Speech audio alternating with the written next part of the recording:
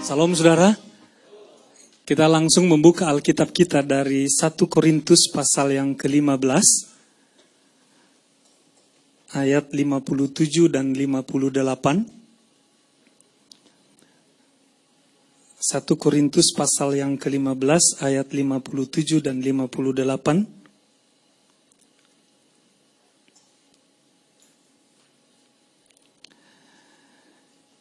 Kita baca bersama-sama karena hanya 2 ayat dengan suara yang keras dan penuh dengan semangat. 1, 2, 3.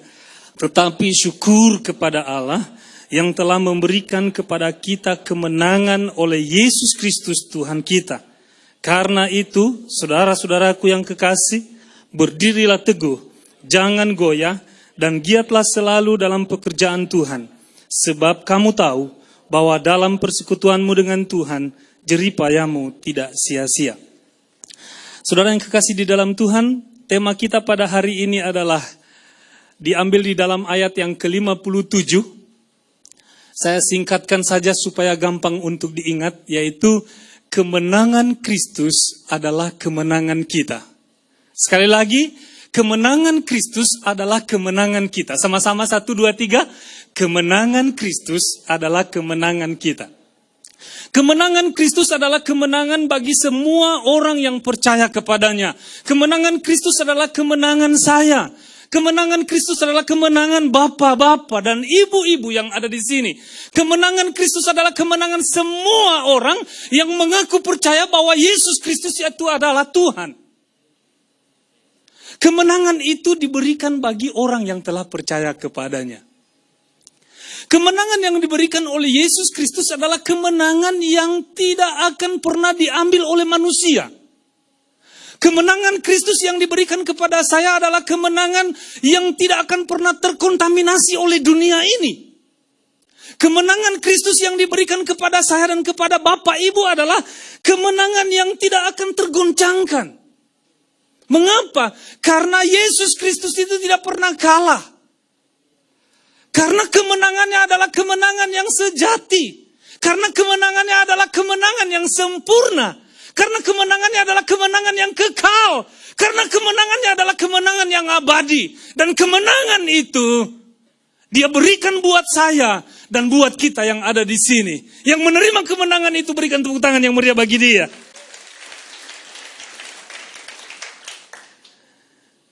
Saudara yang kekasih di dalam Tuhan, kemenangan itu harus mempengaruhi seantero hidup kita. Mempengaruhi pikiran kita, mempengaruhi hati kita, mempengaruhi sudut pandang kita, mempengaruhi pekerjaan kita, mempengaruhi keluarga kita, mempengaruhi bagaimana cara kita memperlakukan orang lain. Kalau kemenangan yang diberikan itu adalah kemenangan yang sejati, namun belum melakukan sesuatu atau belum mempengaruhi kehidupan kita, ya kemenangan itu hanya sekedar kemenangan. Jadi tema kita pada hari ini adalah kemenangan Kristus adalah kemenangan kita. Atau kemenangan Kristus adalah kemenangan saya. Bisa sama-sama ya. 1, 2, 3. Kemenangan Kristus adalah kemenangan saya. Kalau suami ada di kiri atau kanan atau ada sahabat, katakan kepada saudara itu, kemenangan Kristus adalah kemenangan kamu. Haleluya. Nah, dalam bacaan kita tadi, saudara, kita bisa melihat kemenangan dalam hal apa sebenarnya yang diberikan oleh Yesus Kristus. Kemenangan apa yang telah diraih oleh Yesus dan kemudian diberikan kepada orang percaya. Yang pertama di dalam bacaan sebelum ayat yang kita pakai tadi, yang kita baca tadi. Kemenangan yang pertama yang diberikan oleh Kristus kepada kita adalah kemenangannya atas maut. Kemenangannya atas kematian. Sebelum kemenangan Yesus atas kematian, mati itu dianggap sebagai hukuman. Kematian itu merupakan murka Allah. Tetapi setelah Yesus bangkit dari antara orang mati, kematian itu bukan lagi sebagai hukuman. Kematian itu hanya merupakan pintu masuk untuk tinggal bersama-sama dengan Yesus selama-lamanya.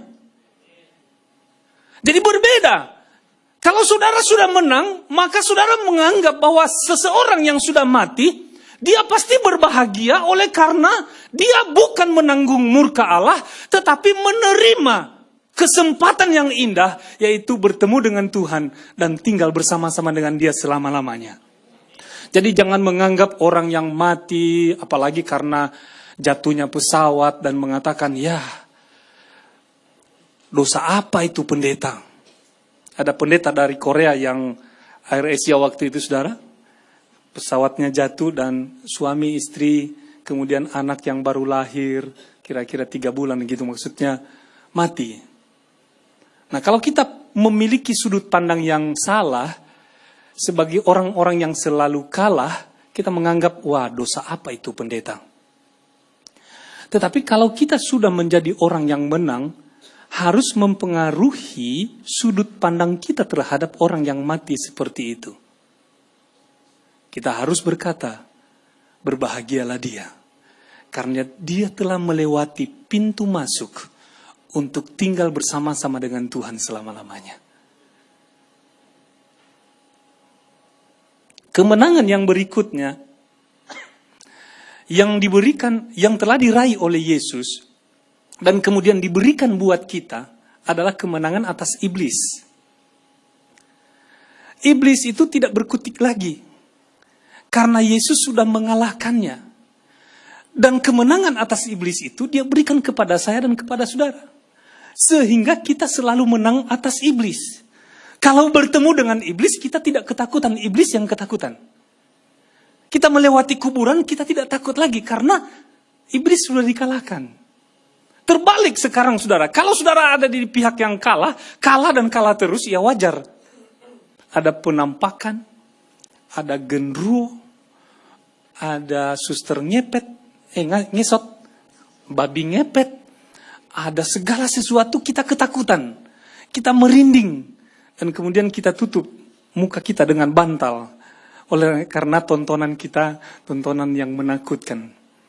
Tetapi kalau saudara sudah menerima kemenangan yang sempurna tadi, yang diberikan oleh Yesus Kristus kepada saya dan kepada saudara, maka saudara tidak akan pernah takut lagi.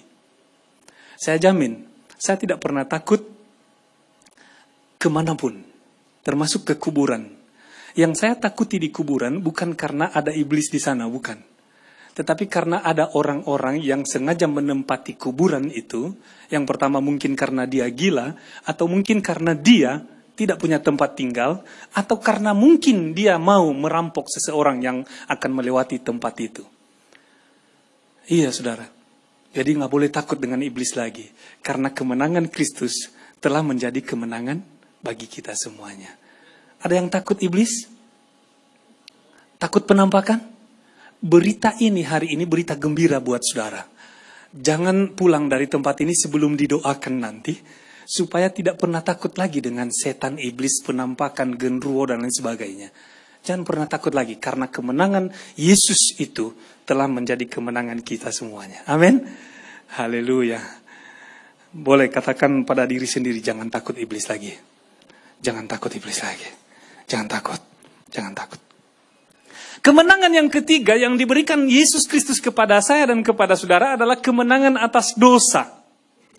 Kalau sebelum menerima Yesus Kristus kita selalu kalah terhadap dosa. Umpamanya, contoh yang sederhana sekarang, kita berjanji, saya tidak akan mengatakan kata-kata yang kasar, kata-kata yang kotor, saya tidak akan mengutuki orang.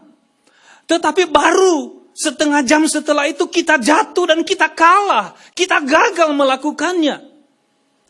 Itu artinya bahwa kita belum menerima kemenangan yang diberikan oleh Yesus Kristus. Kita baru berjanji, saya tidak akan gosip, saya tidak akan menceritakan kesalahan dan kekurangan orang lain. Tapi baru 1 jam ketemu seseorang lagi, kita ngomong lagi. Tahu nggak orang itu begini. Kita menceritakan, kita jatuh lagi. Tapi berita hari ini, kemenangan Yesus Kristus atas dosa dan semua dosa di dunia ini menjadi kemenangan kita. Artinya bahwa kita mampu berkata kepada dosa dan kekurangan itu, no, tidak terhadap dosa itu. Yang suka ngomong sama istri, panggilannya ndut gitu. Ndut, bikin teh dong, Manis sih, manis panggilannya. Bikin teh dong gitu ya. Tapi panggilannya endut gitu. Istri manggil juga. Iya tak. Nah itu nggak boleh itu. Karena nanti anak-anak yang baru belajar bicara, dia panggil juga sama mamanya.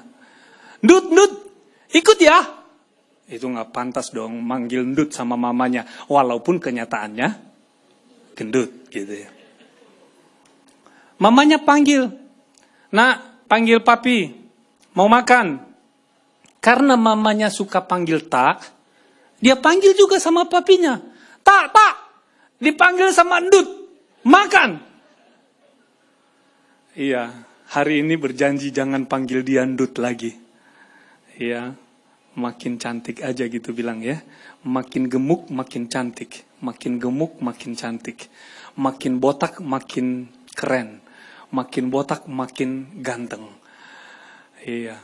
Kalau gitu saya nggak ganteng ya, nggak botak-botak masalahnya. Saudara yang kasih dalam Tuhan, harus mempengaruhi kehidupan kita. Kemenangan atas maut, kemenangan atas iblis, kemenangan atas dosa, dan yang keempat ialah kemenangan atas keinginan dunia ini. Keinginan dunia ini atau semua yang ada di dunia ini sebenarnya yang dikatakan di dalam 1 Yohanes adalah keinginan mata, keinginan daging, dan keangkuhan hidup. Tapi Yesus tiga-tiganya sudah mengalahkannya. Di dalam Matius pasal yang keempat dan juga Lukas pasal yang keempat dicobai oleh iblis dan Yesus menang atas pencobaan itu.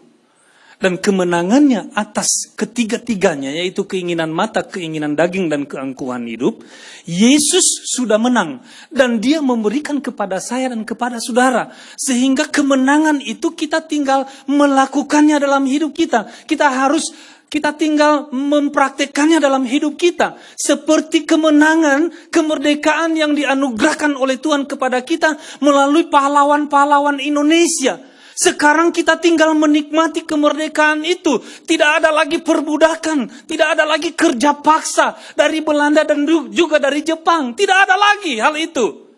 Demikian juga kita karena kemenangan atas dosa itu, keangkuhan hidup, keinginan mata dan keinginan daging sudah dimenangkan oleh Yesus dan dia berikan kepada kita, maka kita tinggal menikmatinya saja.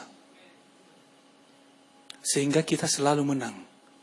Ada pikiran kotor, kita bisa tolak. Ada perkataan yang kotor, kita bisa tolak. Ada keinginan daging, kita bisa tolak, kita bisa hentikan. Kalau ada keinginan mata, kita bisa hentikan. Dan juga keangkuhan hidup atau kesombongan atau congkak dan lain sebagainya. Perhatikan orang yang tidak menang atau belum mengalami kemenangan dari Yesus Kristus. Saya ambil contoh dari kehidupan orang Farisi. Suatu hari ada seorang anak di dekat Yesus dan ada orang Farisi di situ. Anak itu lahir buta. Lihat orang yang selalu kalah dan belum mengalami kemenangan. Cara pikirnya seperti itu.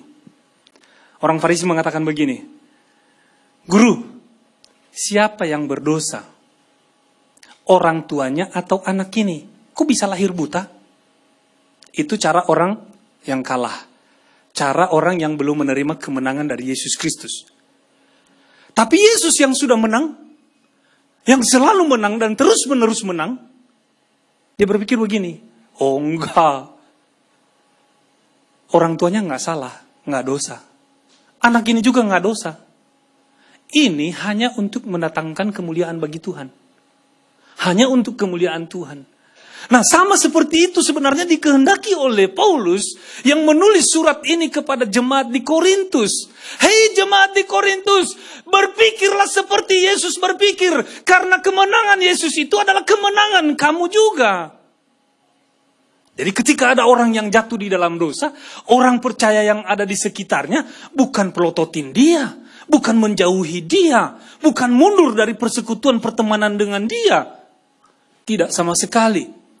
Bukan semakin dibicarakan. Mengapa gereja seringkali kosong, saudara? Karena apa? Ada orang yang memang ketahuan kelemahannya, atau mungkin dia jatuh, dan kemudian kita yang Saya masalahnya, jangan tersinggung. Kita yang sok rohani biasanya, itu dia loh, yang baru keluar dari penjara, gara-gara korupsi. Kita bisik-bisik di sini. Dia yang memang merasa bersalah juga, dia lihat kita ini, mereka bicarakan saya nih. Mereka bicarakan saya nih. Wah, gereja bukan tempat yang aman buat saya. Dia tinggalkan gereja. Masih mendingan kalau pindah ke gereja lain. Tapi kalau pindah iman, tinggalkan Yesus, itu tanggung jawab kita semuanya. Artinya begini saudara, bahwa kemenangan yang kita terima dari Yesus Kristus harus mempengaruhi segenap hidup kita, perkataan kita, sudut pandang kita, cara kita memperlakukan orang lain. Oleh karena saya orang yang telah menerima kemenangan, saudara juga adalah orang yang telah menerima kemenangan. Jadi kalau seseorang di antara kita terpleset, jangan diketawain, jangan dijauhi, tapi ditolong, dirangkul, dibawa dalam persekutuan kembali. Wih, keras ini. Seperti khotbah Pak Hari minggu yang lalu, keras sekali. Antara anak dengan dogi. Masih ingat ya khotbah yang minggu lalu ya? Antara anak dengan dogi. Hari ini keras lagi, saudara. Saudara yang kekasih di dalam Tuhan, kemenangan yang sempurna itu diberikan buat saya dan buat saudara. Kalau saudara masih mengingat, kemenangan yang diraih oleh Portugal. Belum lama ya. Siapa yang nonton? Portugal melawan Prancis ya. Ya. Dan yang menang adalah Portugal. Yang di bolanya masuk oleh Eder. Woi, tahu ya Eder ya. Eder. Hari itu nggak tahu hanya beberapa menit saja Cristiano Ronaldo keluar gitu ya. Nangis gitu ya di lapangannya karena disengkat terus gitu ya. Jatuh lagi, sakit lagi. Dia putus asa. Dia keluar saja karena kakinya keseleo. Dan Eder itu membawa kemenangan bagi Portugal. Sekarang mereka masih menikmati kemenangan itu. Mereka masih bisa tersenyum melihat pialanya. Mereka bisa hahaha dengan teman-temannya. Tetapi ingat saudara, kemenangan yang seperti itu hanya sementara. Nggak tahu nanti mereka dikalahkan oleh klub yang lain, oleh negara yang lain. Tetapi ini yang saya tekankan kepada saudara, kemenangan yang diberikan oleh Yesus Kristus kepada saya dan kepada saudara adalah kemenangan yang sempurna. Kemenangan yang diberikan oleh Yesus kepada saya dan kepada saudara adalah kemenangan yang abadi, kekal selama-lamanya, tidak pernah terkontaminasi oleh dunia ini. Kemenangan itu sempurna, diberikan bagi saya dan bagi saudara, dan berikan tepuk tangan bagi dia, karena itu akan dinyatakan kepada kita hari-hari ini kembali. Saudara yang kekasih dalam Tuhan, jangan sia-siakan kemenangan yang diberikan oleh Yesus. Karena dia berikan secara cuma-cuma. Ketika kita membuka mulut kita, percaya kepadanya, dan kita membuka hati kita, percaya kepadanya, satu-satunya Tuhan dan Juru Selamat. Baik saudara, itu baru pendahuluan khotbah saya. Nah, kalau pendahuluannya sudah setengah jam, isinya seberapa ya Pak? Oh enggak. Jadi tema kita hari ini adalah kemenangan Kristus adalah kemenangan saya, kemenangan Kristus adalah kemenangan saudara, kemenangan Kristus adalah kemenangan kita semuanya. Ada 3 ciri orang yang sudah menang. Ada 3 ciri orang yang selalu menang menurut Rasul Paulus. Di dalam bacaan kita tadi dikatakan begini saudara, saya baca buat kita ya, 1 Korintus. Tetapi syukur kepada Allah yang telah memberikan kepada kita kemenangan oleh Yesus Kristus, Tuhan kita. Yang pertama, Rasul Paulus memperlihatkan, mendemonstrasikan kepada orang-orang percaya di Korintus dan juga kepada orang-orang percaya zaman sekarang. Dia mengatakan bahwa ciri pertama orang yang selalu menang, yang telah menerima kemenangan dari Yesus Kristus, yaitu selalu bersyukur kepada Tuhan. Dikatakan bersyukurlah kepada Tuhan. Sekali lagi saya bacakan. Tetapi syukur kepada Allah yang telah memberikan kemenangan oleh Yesus Kristus Tuhan kita. Ini sudah sering dikhotbahkan, bersyukur dan bersyukur. Tetapi perhatikan Rasul Paulus saudara. Setiap langkah hidupnya, setiap pelayanannya, apapun itu menyedihkan atau menyenangkan, dia tetap bersyukur. Makanya di dalam 1 Tesalonika pasal yang kelima ayat yang ke-18, kita bisa lihat sebentar. 1 Tesalonika pasal yang kelima ayat 18. Mengucap syukurlah dalam segala hal. Ya, sama-sama 1, 2, 3. Mengucap syukurlah dalam segala hal. Sebab itulah yang dikehendaki Allah di dalam Kristus Yesus bagi kamu. Perhatikan kalimat yang pertama, saudara. Mengucap syukurlah dalam segala hal. Dalam segala hal. Maksudnya begini, Paulus di penjara, bersyukur. Dia dibebaskan, bersyukur. Dia sedang kesakitan, bersyukur. Dia tidak sakit, sehat-sehat saja. Dia juga tetap bersyukur kepada Tuhan. Ketika kesehatannya mulai menurun, saudara, dan mengatakan bahwa darahku sudah mulai dicurahkan, dia tetap bersyukur kepada Tuhan. Ketika dia sehat kembali dan pergi memberitakan firman Tuhan, dia bersyukur kepada Tuhan. Ketika dia ditangkap, dianiaya, diludahi, dia bersyukur kepada Tuhan.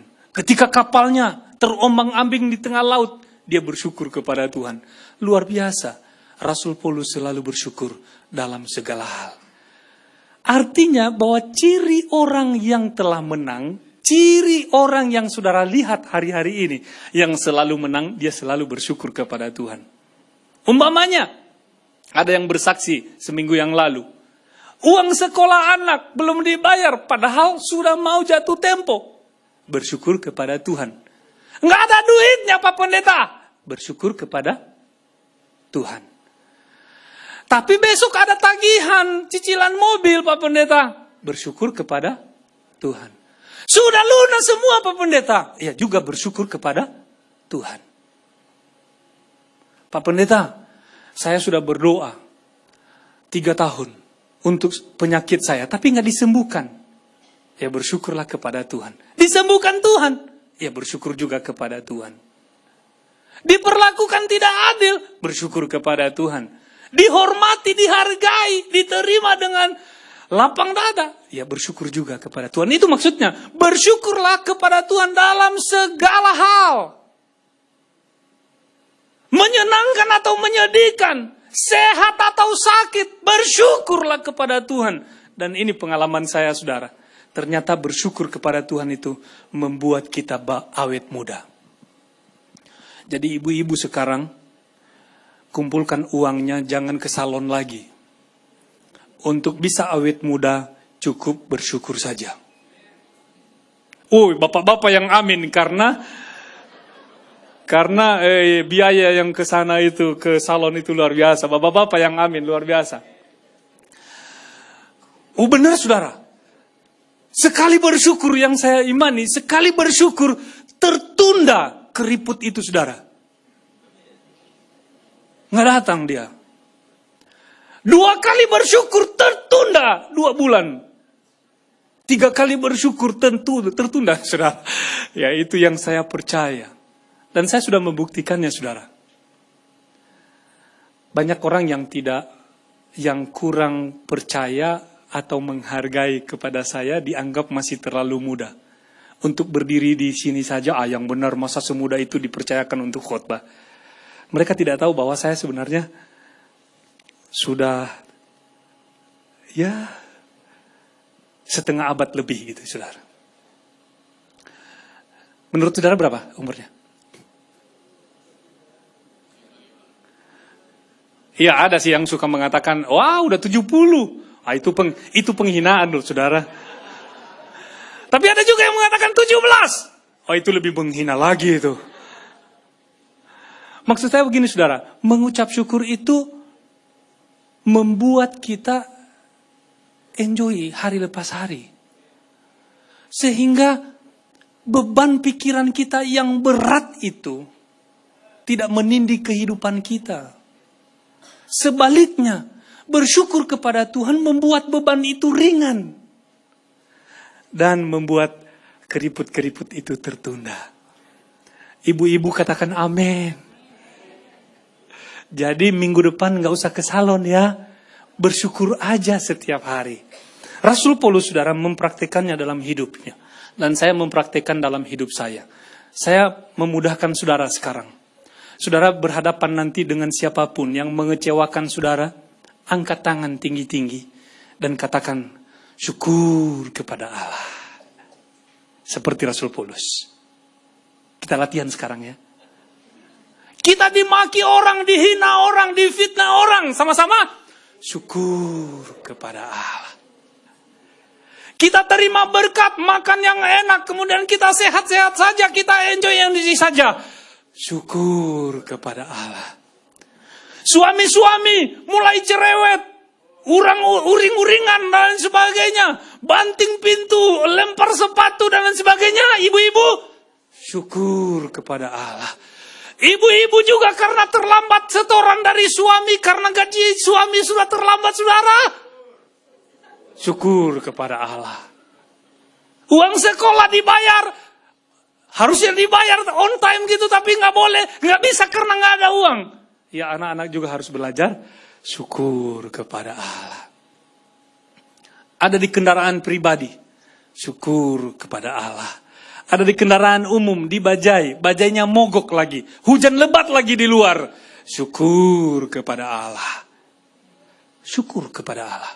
Dari situlah nanti saudara, kesaksian hidup kita itu sebagai suratan Kristus, orang akan melihatnya. Wah ini beda ini orang. Ada apa dengan dia? Oh ternyata kemenangan Kristus yang sempurna itu telah menjadi kemenangannya. Amin saudara. Tepuk tangan bagi Tuhan kita. Berkali-kali banjir melanda Jakarta. Dan saudara bisa melihat orang percaya dan orang yang tidak percaya. Orang yang tidak percaya, ini Jokowi itu, Ahok itu camatnya, dan lain sebagainya. Mereka menyalahkan semua. Tapi orang percaya mengatakan begini, syukur kepada Allah. Kalau nggak ada banjir, kita nggak ketemu. Iya kan? Dengan tetangga gitu kan? Gara-gara banjir kita bisa ketemu tetangga kan? Kita bisa bersaksi sama dia kan? Wah dia lihat di situ, dia malu sendiri ketika dia mengatakan tadi ini pekerjaan lurah itu hanya untuk duduk-duduk saja. Tetapi kita mengatakan syukur kepada Allah. Saya bersyukur karena dengan banjir ini saya bisa ketemu dengan Bapak, saya bisa ketemu dengan Ibu. Syukur kepada Allah dalam kondisi apapun juga. Jadi biasakan diri saudara, kalau suami pulang uring-uringan tadi, udah malam lagi, jam 11, jam 12, pulang gitu dan uring-uringan, pasang muka yang nggak bersahabat gitu saudara. Nah, istri itu buru-buru masuk kamar mandi. Langsung angkat tangan sebentar, syukur kepada Allah. Jangan di depannya, dia bisa tambah marah. Jangan dulu. Sama sebaliknya juga, istri masak tempe. Minggu lalu tempe. Kemarin tempe, hari ini tempe lagi. Waktu doa makan katakan syukur kepada Allah. Terima kasih untuk tempe ini. Saya sudah memberikan uang belanja kepada istri. Tapi makanan ini tempe lagi, tempe lagi, tempe lagi. Udah tempe, gosong lagi. Syukur kepada Allah. Terima kasih Tuhan. Bersyukurlah kepada Tuhan. Dalam segala hal. Dalam segala hal. Jangan lupa itu loh. Bukan hanya bersyukur. Dalam segala hal yang enak-enak. Bukan itu. Dalam segala hal. Yang enak dan yang tidak enak. Haleluya. Saya bersyukur kepada Tuhan. Makanya sekalipun umur saya lebih dari setengah abad. Orang menganggap saya masih anak-anak. Ya. Di kepanitiaan di mana-mana gitu. Anak atau teman-teman yang masih 45 tahun. Dijadikan penasehat. Saya yang sudah lebih tua dari mereka dijadikan pelaksana. Wah ini nggak sehat ini menurut saya. Tapi nggak apa-apa, saya bersyukur kepada Tuhan. Saya bersyukur kepada Tuhan. Iya, haleluya. Dulu saudara saya tidak menerima diri saya. Karena saya lahir di tengah-tengah keluarga yang tidak seputih saya dan tidak sesipit saya. Bayangkan saudara, dari 14 bersaudara, saya nomor 13, kalau saya muncul di tengah-tengah teman-teman, dijauhi. Wih, itu anak jin. Karena putih sendiri. Yang lain gelap-gelap semua, saudara. Wow, saya nggak bersyukur kepada Tuhan. Saya berjemur. Saya bilang sama kakak saya dan semua yang ada di rumah, jangan kerjakan halaman rumah. Di kampung itu, halaman rumah itu luas sekali. Saya sendiri yang mengerjakannya. Jadi saya mengerjakannya, saya hanya pakai celana pendek supaya matahari itu kena kepada badan saya. Dan kemudian saudara, saya kerja. 2 minggu saya lakukannya, mulai gelap. Saya udah senyum-senyum. Wah, asik nih. Saya udah mulai gelap ini sama dengan mereka. Tapi 2 hari kemudian saudara ngelupas. Sakit sekali ini di sini, sakit sekali. Ngelupas semua. Putih lagi seperti ini. Saya nggak terima diri saya. Saya nggak bersyukur kepada Tuhan. Saya pindah kota. Dari desa ke kota. Di kota itu saudara, pas di belakang rumah kami ada laut. Nah, orang lain kalau melaut itu saudara, di malam hari. Atau kalau lagi redup lah, atau mendung lah begitu ya. Tapi kalau saya sengaja, pakai singlet saja, pergi melaut tanpa atap dari perahu kecil saya itu. Harapan saya, mana mungkin ngelupas lagi. Kan udah ngelupas minggu yang lalu. Jadi saya buka baju saudara, saya mancing. Dapat ikan syukur, nggak dapat juga nggak apa-apa. Biar aja yang penting tubuh saya bisa hitam. Saya lakukan itu saudara berhari-hari. Dan kemudian saya kembali, saya udah senyum-senyum. Saya bilang biar aja mata saya sipit. Tetapi saya kan udah hitam gitu. Dalam hati gitu, nggak saya ucapkan baru sekarang. Paling-paling dibilang nanti Hitachi gitu. Hitam tapi Cina. Maksud saya saudara, saya nggak bersyukur dengan apa yang ada pada saya. Dan saudara tahu, setelah 2 hari lagi, saya berhenti memancing, ngelupas lagi. Saya bilang, Tuhan, kenapa nasib saya seperti ini? Saya nggak bersyukur sama sekali. Sampai bekas-bekasnya kalau saya pakai lengan pendek saudara, tangan saya itu bintik-bintik semua. Bekas dari sinar matahari. Tapi setelah saya terima Yesus, saya bersyukur kepada Tuhan. Saya katakan terima kasih untuk mata yang sipit. Walaupun banyak yang menghina. Kalau kamu ketawa jangan tutup mata. Nanti teman-teman kamu pergi, kamu gak tahu. Biar aja mereka ngomong gitu. Terima kasih Tuhan untuk mata yang sipit. Terima kasih untuk kulit yang seperti ini. Saya bersyukur dan terus bersyukur kepada Tuhan dalam kondisi apapun juga. Haleluya. Kalau saudara bersyukur hari ini, saya percaya minggu depan saudara lebih muda daripada hari ini. Haleluya. Saudara yang kasih dalam Tuhan, yang kedua, di dalam tulisan Rasul Paulus tadi, ayat yang tadi, 1 Korintus pasal yang ke-15 ayat 58, kalimat yang pertama, Paulus menulisnya seperti itu. Karena itu saudara-saudaraku yang kekasih, berdirilah teguh, jangan goyah. Ciri orang yang pertama tadi, saudara, ciri orang yang sudah menerima kemenangan dari Yesus Kristus, yaitu dia selalu bersyukur kepada Tuhan dalam segala situasi. Yang kedua, sekarang ciri orang yang kedua yang telah menerima kemenangan dari Yesus Kristus, ialah dia berdiri teguh dan tidak akan pernah goyah.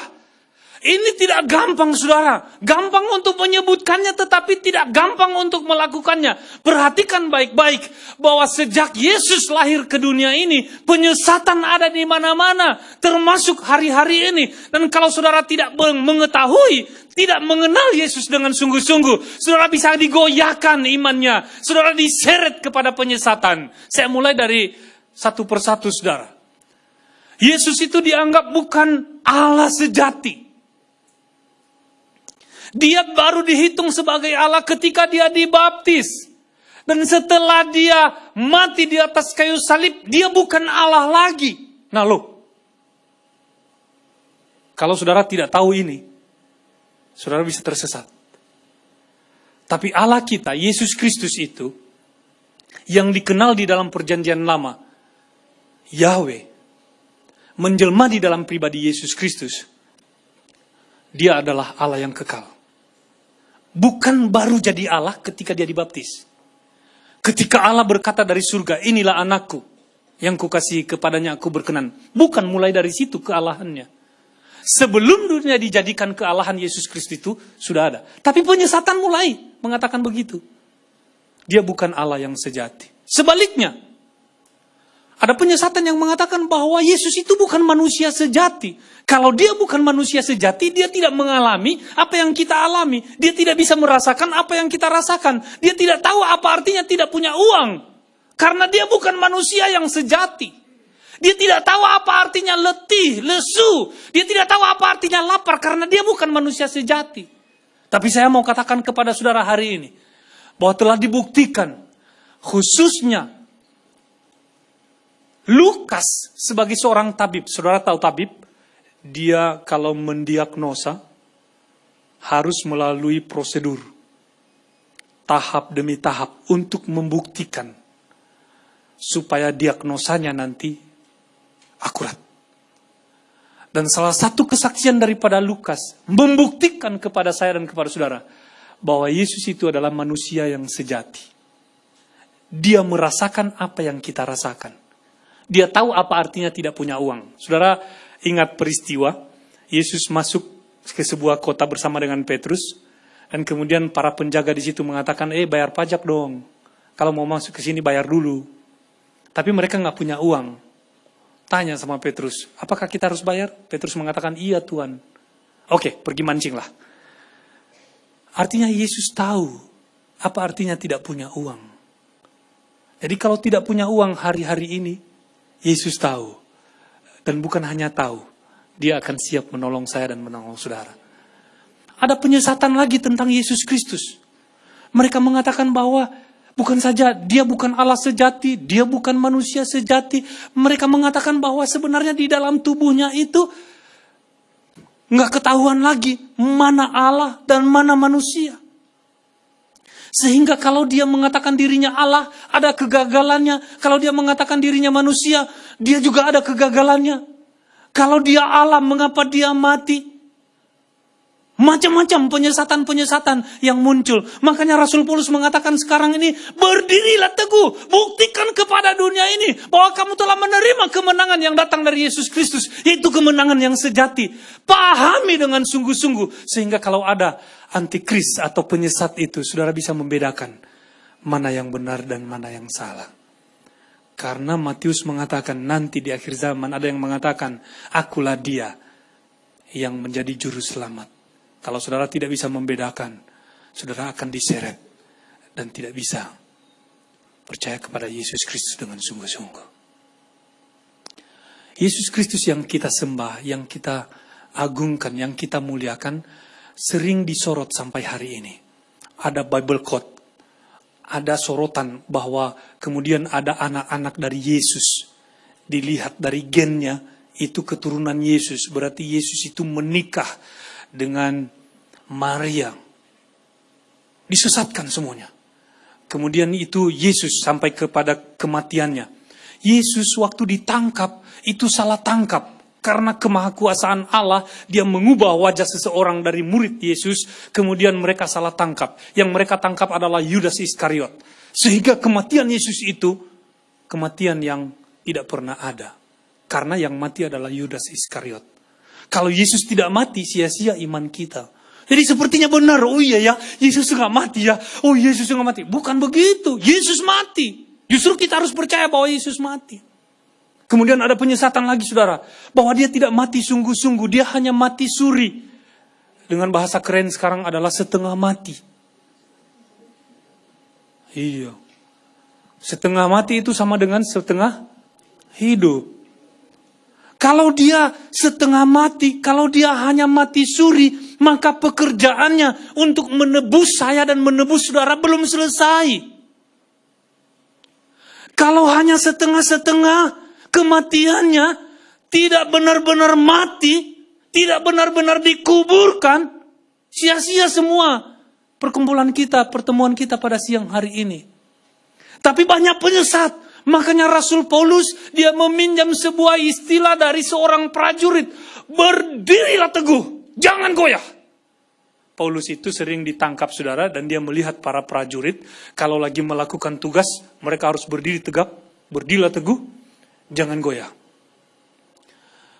Tetapi juga kalimat itu, istilah itu dipakai oleh para pesilat karate atau kungfu.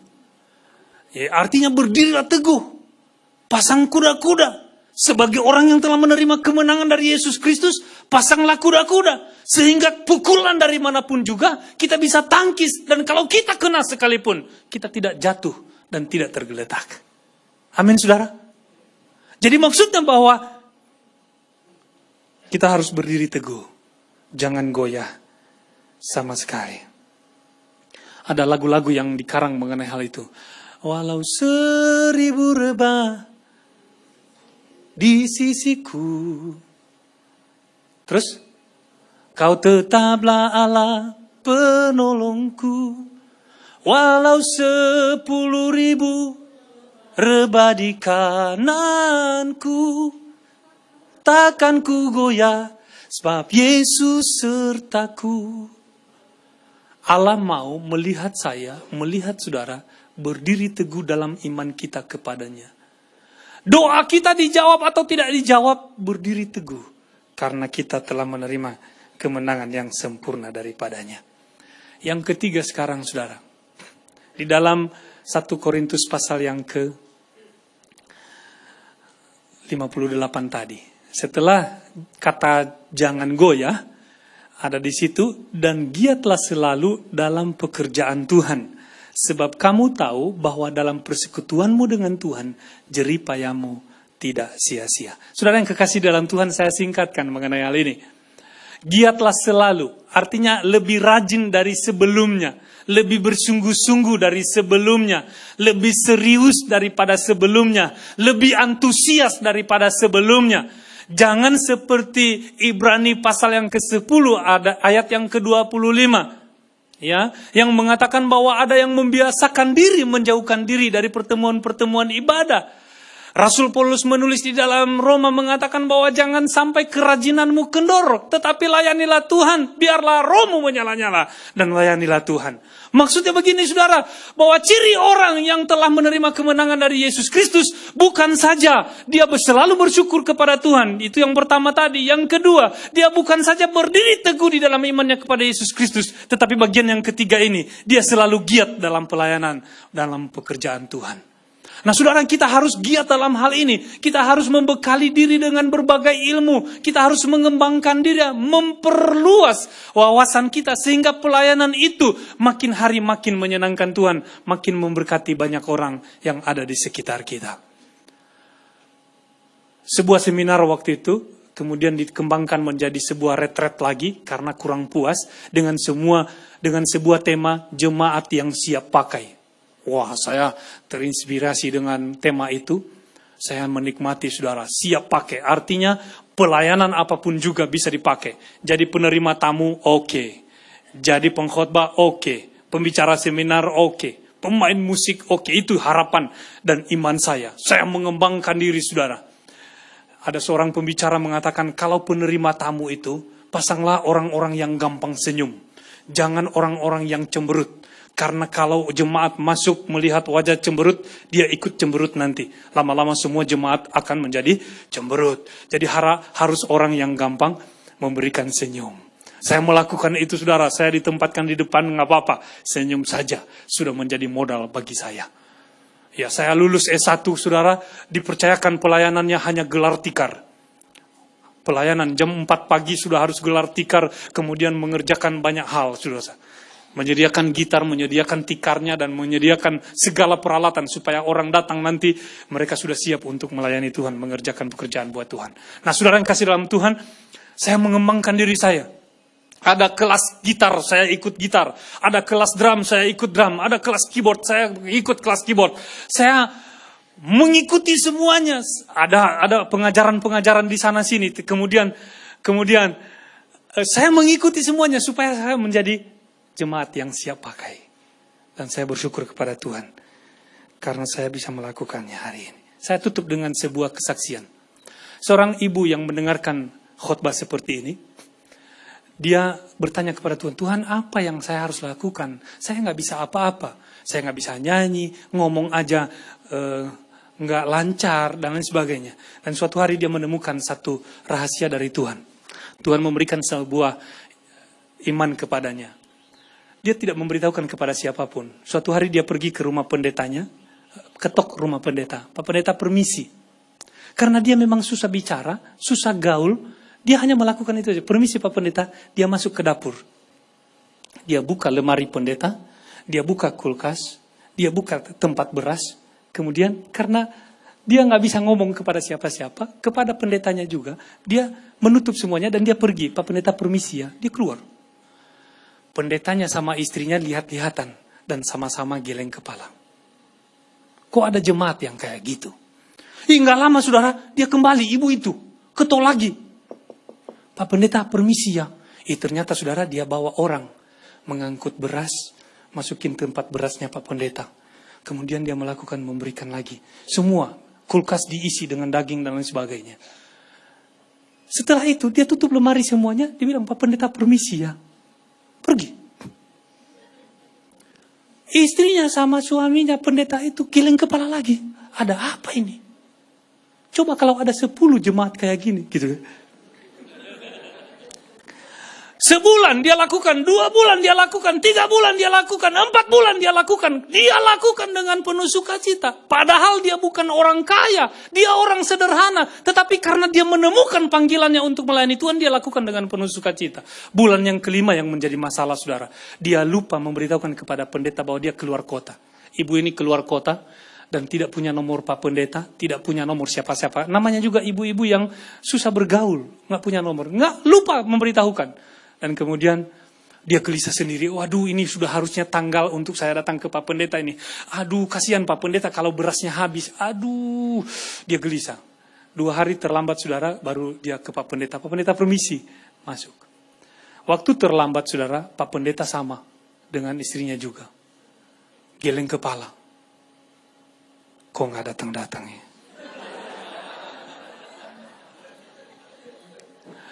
Maksud saya begini saudara, temukanlah panggilan saudara, apa yang menjadi rahasia Tuhan. Dan lakukanlah itu dengan segiat-giatnya melayani Tuhan dengan segenap hati kita.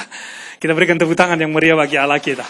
Saya simpulkan saudara, saya simpulkan hari ini, kita adalah orang yang telah menerima kemenangan dari Kristus. Atau kemenangan Kristus adalah kemenangan saya. Ciri-ciri yang harus kita miliki ialah kita bersyukur terus-menerus. Yang kedua, kita berdiri teguh di dalam iman kita kepada Yesus Kristus. Dan yang ketiga, kita giat melayani Tuhan. Kita menyanyikan sebuah lagu saudara dan saya akan tutup. Jika saudara merasa bahwa selama ini saya selalu gagal, saya selalu kalah dalam perjuangan rohani kita, peperangan rohani yang kita lakukan.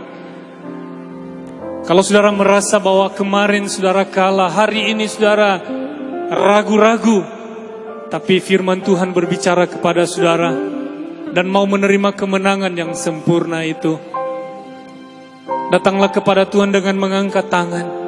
Tuhan, saya tidak mau kalah lagi. Tuhan, saya tidak mau kalah lagi. Saya mau menang seperti Kristus memberikan kemenangan yang sempurna. Angkat tanganmu kepada Tuhan dengan penuh penyerahan. Dan katakan kepadanya, saya tidak mau kalah lagi Tuhan. Mulai hari ini, saya mau mengalami kemenangan yang sempurna di dalam Yesus Kristus. Terima kasih Tuhan, Engkau melihat setiap tangan yang diangkat kepadamu ya Yesus. Hamba berdoa di dalam nama Yesus yang telah memberikan kemenangan yang sempurna. Terulur dan menjamah setiap kami yang ada di sini. Memberikan kami keyakinan yang kuat, yang kokoh. Bahwa kemenangan itu telah menjadi kemenangan kami. Dan kemenangan itu kami bawa ke dalam keseharian kami. Kemanapun kami pergi, kami akan menjadi selalu menang dan menang. Dan terus menang selama-lamanya. Terima kasih Tuhan Yesus, kalau ada yang kalah dalam tutur kata kami minta kepadamu, perbaharui hari ini Tuhan, supaya menang dalam perkataan. Kalau kalah di dalam hal dosa, kami minta dalam nama Yesus, perbaharui hari ini, akan menjadi menang oleh karena Yesus telah memberikan kemenangan atas itu. Terima kasih Tuhan. Terima kasih. Hamba minta sejak hari ini, pikiran kami diperbaharui. Karena diri kami adalah orang yang telah menang. Sesama kami adalah orang yang telah menang. Dan kami semua yang ada di sini adalah orang-orang yang menang. Terpuji namamu kekal selama-lamanya. Di dalam nama Yesus kami berdoa dan mengucap syukur. Haleluya, semua yang percaya katakan amin. Tepuk tangan bagi Tuhan kita. Tuhan berkati.